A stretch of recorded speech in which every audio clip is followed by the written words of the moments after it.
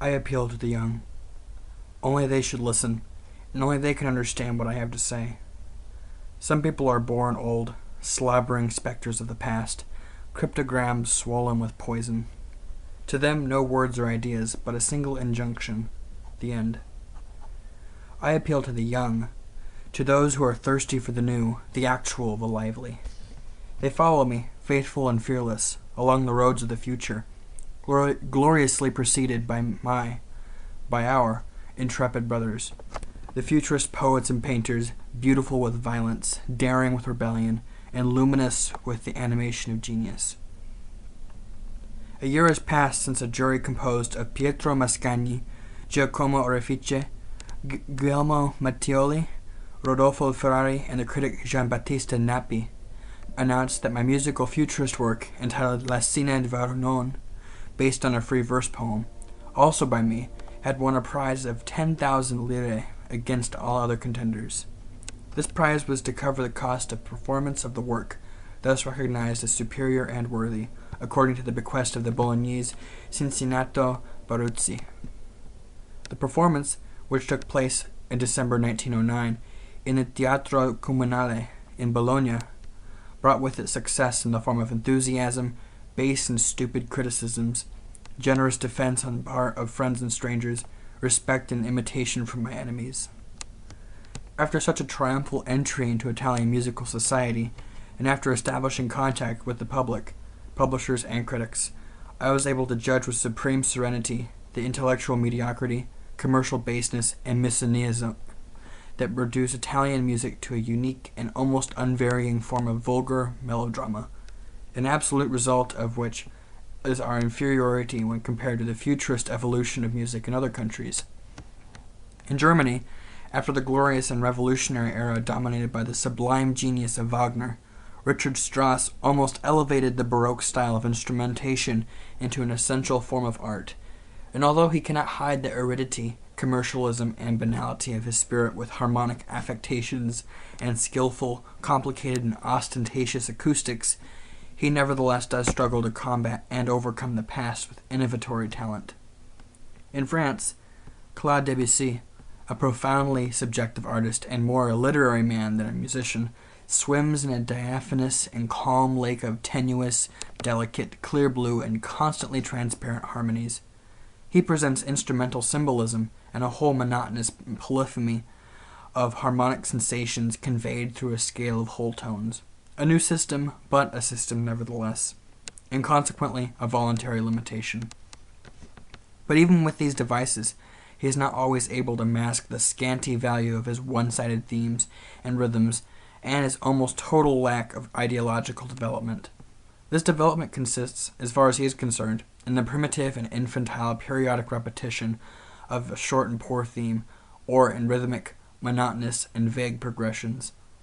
Having returned in his operatic formula to the stale concepts of Florentine chamber music which gave birth to melodrama in the 17th century, he has still not yet succeeded in completely reforming the music drama of his country.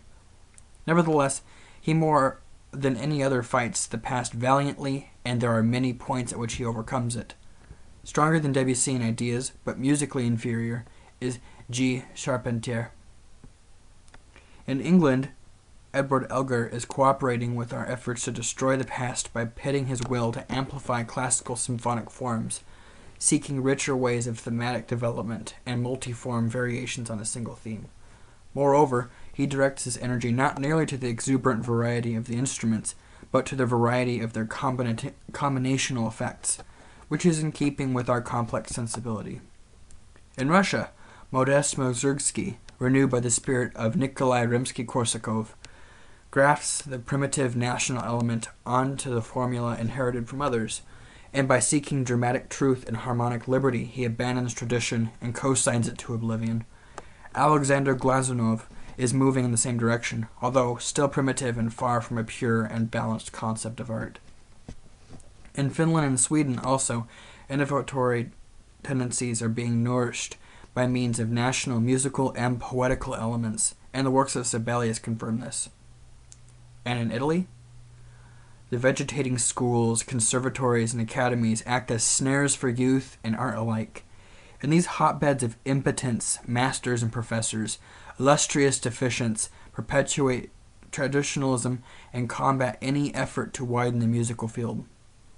The result is prudent repression and restriction of any free and daring tendency, constant mortification of impetuous intelligence, unconditioned propping up of imitative and incestuous mediocrity, prostitution of the great glories of the music of the past, used as insidious arms of offense against budding talent, limitation of study to a useless form of acrobatics floundering in the perpetual last throes of a behindland culture that is already dead.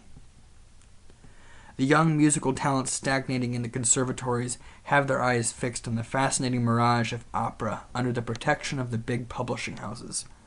Most of them end up bad, and all the worse for lack of ideological and technical foundations. Very few get so far as to see their work staged, and most of these pay out money to secure venal and ephemeral success or polite toleration. Pure symphony, the last refuge, harbors the failed opera composers who justify themselves by preaching the death of the music drama as an absurd and anti-musical form. On the other hand, they confirm the traditional claim that the Italians are not born equipped for the symphony, revealing themselves equally inept in this most noble and vital form of composition. The cause of their double failure is unique, and is not to be sought in the completely guiltless and incessantly slanderous forms of opera and symphony, but in the writer's own impotence. They make use, in their ascent to fame, of that absurd swindle that is called well-made music, the falsification of all that is true and great, a worthless copy sold to a public that lets itself be cheated by its own free will. But the rare fortunates who, through multiple renunciations, have managed to obtain the protection of the large publishers, to whom they are tied by illusory and humiliating noose contracts. These represent the classes of serfs, cowards, and those who voluntarily sell themselves. The great publisher merchants rule over everything. They impose commercial limitations on operatic forms, proclaiming which models are not to be excelled, unsurpassable. The base, rickety, and vulgar operas of Giacomo Puccini and Umberto Giordano. Publishers pay poets to waste their time and intelligence in concocting and seasoning, in accordance with the recipes of that grotesque pastry cook called Luigi Ilicia, that fetid cake that goes by the name of opera libretto. Publishers discard any opera that surpasses mediocrity, since they have a monopoly to disseminate and exploit their wares and defend the field of action from any dreaded attempt at rebellion. Publishers assume protection and power over public taste, and, with the complicity of the critics, they evoke as example or warning, amidst the tears and general chaos, our alleged Italian monopoly of melody and of bel canto, and our never sufficiently praised opera, that heavy and suffocating crop of our nation. Only Pietro Mascagni, the publisher's favorite, has had his spirit and power to rebel against the traditions of art, against publishers and the deceived and spoilt public. His personal example, first and unique in Italy, has unmasked the infamy of publishing monopolies and the venality of the critics. He has hastened the hour of our liberation from commercial czarism and dilettantism in music. Pietro Mascagni has shown great talent in his real attempts at innovation in the harmonic and lyrical aspects of drama, even though he has not yet succeeded in freeing himself from traditional forms. The shame and filth that I have denounced in general terms faithfully represent Italy's past in its relationship with art and with the customs of today. Industry of the dead, cult of cemeteries, parching of the vital sources. Futurism, the rebellion of a life of intuition and feeling, quivering in impetuous spring, declares inexorable war on doctrines, individuals, and works that repeat, prolong, or exalt the past at the expense of the future. It proclaims the conquest of amoral liberty, of action, conscience, and imagination. It proclaims that art is disinterest, heroism, and contempt for easy success. I unfurl to the freedom of air, and son of the red flag of futurism, calling to its flaming symbol such young composers as have hearts to love and fight, minds to conceive, and brows free of cowardice. and I shout with joy at feeling myself unfettered from all the chains of tradition, doubt, opportunism, and vanity. I, who repudiate the title of maestro as a stigma of mediocrity and ignorance, hereby confirm my enthusiastic adhesion to futurism, offering to the young, the bold, and the reckless these my irrevocable conclusions. 1. To convince young composers to desert schools, conservatories, and musical academies, and to consider free study as the only means of regeneration. 2. To combat the venal and ignorant critics with assiduous contempt, liberating the public from the pernicious effects of their writings. 3. To found with this aim in view a musical review that will be independent and resolutely opposed to the criteria of conservatory professors and to those of the debased public. 4. To abstain from participating in any competition with the customary closed envelopes and related admission charges, denouncing all mystifications publicly and unmasking the incompetence of juries, which are generally composed of fools and impotents. 5. To keep at a distance from commercial or academic circles, despising them and preferring a modest life to bountiful earnings acquired by selling art. 6. The liberation of individual musical sensibility from all imitation or influence of the past, feeling and singing with the spirit open to the future, drawing inspiration and aesthetics from nature, through all of the human and extra-human phenomena present in it, exalting the man-symbol everlastingly renewed by the varied aspects of modern life and its infinity of intimate relationships with nature. 7. To destroy the prejudice for well-made music, rhetoric, and impotence, to proclaim the unique concept of futurist music as absolutely different from music to date, and so to shape in Italy a futurist musical taste, destroying doctrinaire, academic, and soporific values, declaring the phrase, "Let us return to the old masters," to be hateful, stupid, and vile. 8. To proclaim that the reign of the singer must end, and that the importance of the singer in relation to a work of art is the equivalent of the importance of an instrument to the orchestra. 9. To transform the title and value of the operatic libretto into the title and value of dramatic or tragic poem for music, substituting free verse for metric structure. Every opera writer must absolutely and necessarily be the author of his own poem. 10.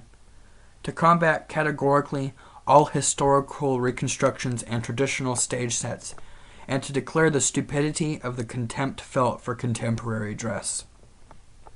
11. To combat the type of ballad written by Tosti and Costa, nauseating Neapolitan songs and sacred music which, having no longer any reason to exist, given the breakdown of faith, has become the exclusive monopoly of impotent conservatory directors and a few incomplete priests. 12. To provoke in the public an ever-growing hostility towards the exhumation of old works which prevents the appearance of innovators, to encourage the support and exaltation of everything in music that appears original and revolutionary, and to consider as an honor the insults and ironies of moribunds and opportunists. And now the reactions of the traditionalists are poured on my head in all their fury. I laugh serenely and care not a jot. I have climbed beyond the past, and I loudly summon young musicians to the flag of futurism which, launched by the poet Marinetti in Le Figaro in Paris, has in a short space of time conquered most of the intellectual centers of the world.